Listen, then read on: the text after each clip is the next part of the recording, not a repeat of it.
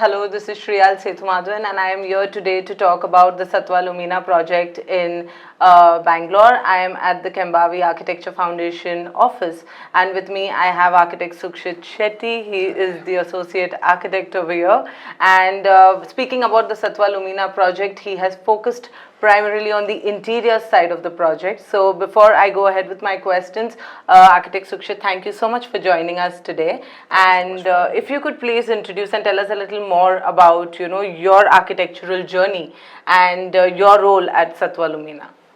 Hi everybody, this is architect Sukshith here.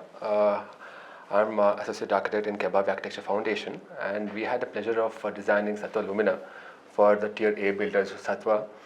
And then the primary design intent being the modern tropical, so I primarily was focused on the interior part of the whole project, where I was also part of even the selection of materials per se.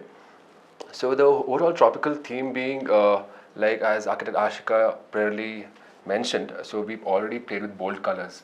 Right. So we kept a very monotone greyish tone to be the overall aspect of the whole design, wherein we played in a touch of bold colors as well, which is red being the primary Fundermax material that was used. And the whole journey went inside as well. So when speaking of the interiors, so the whole design language had to be flown inside, where we also kept bold colors being the primary aspect of design. So the trick was to play with colors and textures. So primarily we focused on the feature walls. As one enters to the whole premises, they will be welcomed with a beautiful mural. Like I'm talking primarily about the marketing office as one enters. And then on towards the left and right hand side, both you can see monotones with the furnitures, but then play of colors in the ceiling. So we primarily focused on feature walls, where a bold use of colors and textures were in play.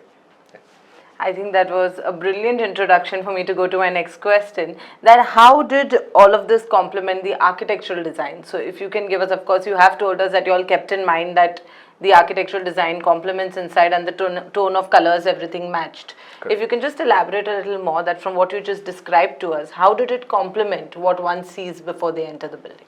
Okay, so as one sees just before entering the building is the bold color of red. So the whole portal, once a person, the user experience, as one transitions from the outdoor to the indoors, though he'll be stuck with one, the overall bold aesthetics, that's the red. And also as one goes inside, like the whole transition has to be seamless and has to be as smooth as possible. So so what we have done is we have curated a mood setting in such a way that we have played with an earthy tone as well, just to sober the bold colors. The main waiting area for the user experience is doned by the warm tones of wood, which is again Fundermax material, and then the ceiling played a very vital role.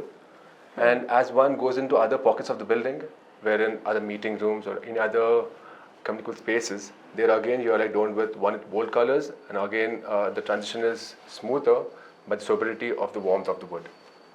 So would it be right for me to say that the interiors was themed based on, the utility of every space? So the use of warm, bold, soft colors were based on that. Yes. So we have sobered down also. So we have kept an eclectic point of view. Right. So to have a subtle balance of spaces, we have to use both. Mix and match was done here. Yeah. So I think for an interior designer, one of the challenges you need to meet in your design is to resonate with the users who are going to utilize the space. Correct. So I think keeping in mind the utility of the space, is it corporate, is it residential, the type of people who are going to use the space. So how did you bring in that user experience and that mood in your design? That's a great question. So as one goes into an interior space, which is a semi-public space, because if we're talking about a marketing office, which is one important part of any project, so we can expect a lot of typology of people and in a lot of age groups as well. So this is not a corporate setting, but then this is though it's a corporate setting for the sales perspective, but then when a person enters the premises, we want them to understand what we're trying to deliver as an overall project. Right. The essence of the project has to be delivered from wherever they enter the space. So to keep a sense of neutrality in design, we have, like I just earlier mentioned, we have kept a mood board per se of keeping it quite sober, but with a touch of bold colors. So when you enter the premises today, so you would notice bold green ceilings, bold red soffits, bold wooden soffits in the overall building, balconies. So we could say it's a mix and match of both. So certain aspects of each spaces caters to all typology of people. So people can relate to it, be it different age groups of it, different typology of people. Everybody has something to relate to in the whole design essence of the building.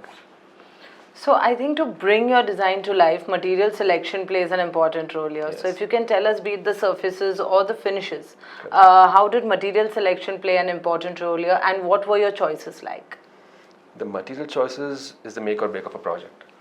So one thing we have to keep in mind is the material has to withstand the test of time, and it has to be as maintenance free as possible for the people using it, and also for people who's putting in the money to make it happen. Yeah. So in all perspective, the material has to stand the test of time. So keeping that in mind, Fundermax was a brilliant choice for us, because one, as Ashika previously mentioned, one was the time factor as well, and also the sense of choices that we have. So we have a vivid, lots of choice in the material, and then we have also exploited that, and we have used several typologies of Fundermax panels. And yeah, regarding the choices of materials, one is that, and then the others being we have used a lot of natural materials like stones, granites, and marbles as well, which again withstands the test of time, and also ease of maintenance, of course. Yeah, so this aspect of material choices plays a key role. in Right, design. right.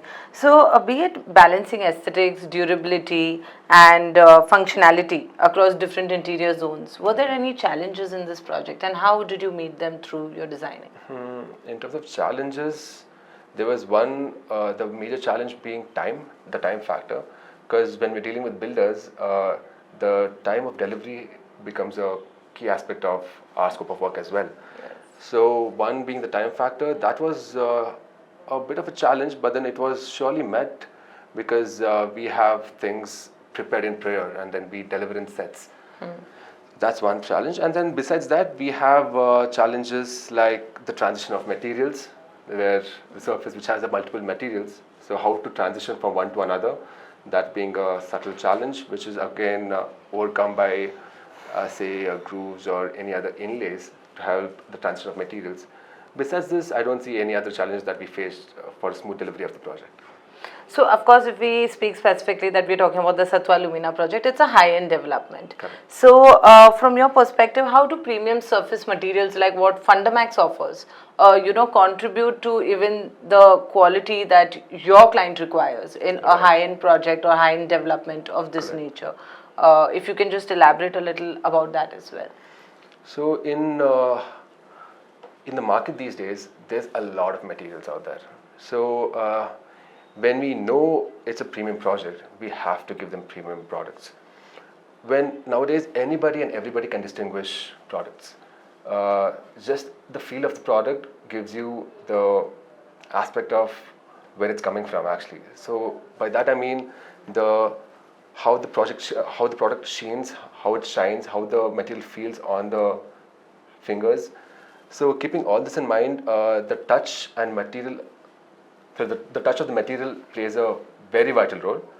Having said that, that's the reason why we go to premium products only for the premium client. Then of course, like we have the budgets in mind. Keeping that, of course, we have to play a good role in selecting good materials, keeping the budget cap, and also playing the middle ground between in case to find the material, in case something fails, we should always have an alternative to fill in that particular bracket of need. Right, right. So coming to my concluding question, which you can give straight to my camera, that if you had to define the Fundermax and your experience in a word or a sentence, how would you, define it? Well, Fundermax has always been our go-to material choices for any Soffit or any surface solutions. Given the vivid choice that we are given and a speed of delivery and speed of execution, so Fundermax is our go-to product of choice for any of our design needs. Yeah. Perfect. Thank you so much, Architect Sukshith. A Thank you. pleasure speaking to you, and I should say a great job on the Sattva Lumina project. I'm going to see it today, and I'm very excited to get into every corner of this project in real. Thank you for having us, and it was Thank you. really good talking to you. Thank you. Thank you.